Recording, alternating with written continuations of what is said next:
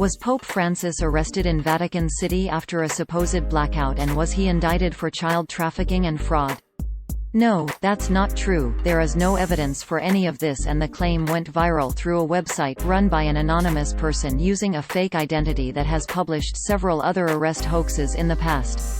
The claim appeared in an article published by Conservative Beaver on January 10, 2021 titled Vatican Blackout, Pope Arrested on 80-Count Indictment for Child Trafficking, Fraud. Conservative Beaver, which opened, quote, Vatican, Italy. Pope Francis aka Jorge Mario Bergoglio was arrested Saturday in connection with an 80-count indictment of charges including possession of child pornography, human trafficking, incest, possession of drug paraphernalia and felony fraud.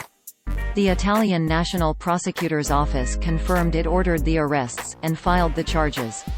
Military officers, Italian police, and their sex crimes unit went to the Pope's home in the Vatican. They arrested him and several other high-ranking officials, and placed them all under arrest without incident. People near the scene have reported hearing gunshots, but the police would not confirm if they were the ones firing the weapons. Pope Francis is currently being held in an unknown prison, being interrogated by federal agents working for the State of Italy and Interpol. The FBI is reportedly making arrangements to fly in and interrogate him once Interpol is done with him. End quote. However, Vatican City is an independent state with its own judicial system. The Italian national prosecutor would not have the power to effect any arrests there, especially not of the head of state. It is also unclear why the, presumably, American FBI would be involved and, if they were, why there would be no official announcement about it. Arresting the head of state of an independent nation would be a major diplomatic incident that would send shockwaves through the international community, yet none of this appears to be happening. Rumors of the arrest were fueled by online reports of a blackout at the Vatican, based on screenshots of a live stream, quote, Breaking alert, following a nationwide blackout in Pakistan, there is now a widespread blackout at the Vatican. pic.twitter.com/4kirksworld, Anoncat Black Cat Black Flag at Anoncat News January 10, 2021 End quote. However, as the Catholic Traveler explains in a blog post, you can clearly see the lights are still on in the video, quote, As you can see, the camera exposure seems to be really low, something that happens to the live feed often, by the way, when there is lightning and occasionally even during the rain. In any case, you can see the lights are very much on. You can see the dome, you can see the lights of the colonnade, you can see some office, apartment lights, you can see the nativity lights, you can see the Christmas tree star. End quote.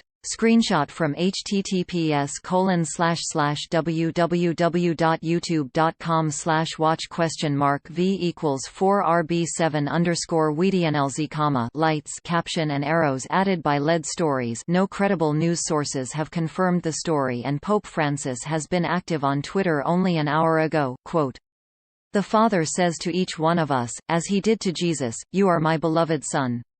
We are God's beloved children. This is our deepest identity. It is the first point of the spiritual life, and we are reminded about it by Jesus' first public gesture.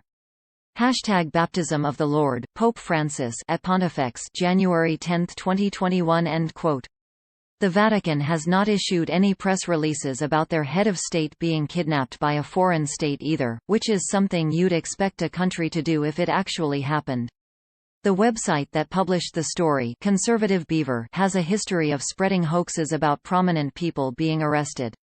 For example, when it claimed former President Obama had been arrested for espionage, or when it said the same thing about George Soros but for election interference.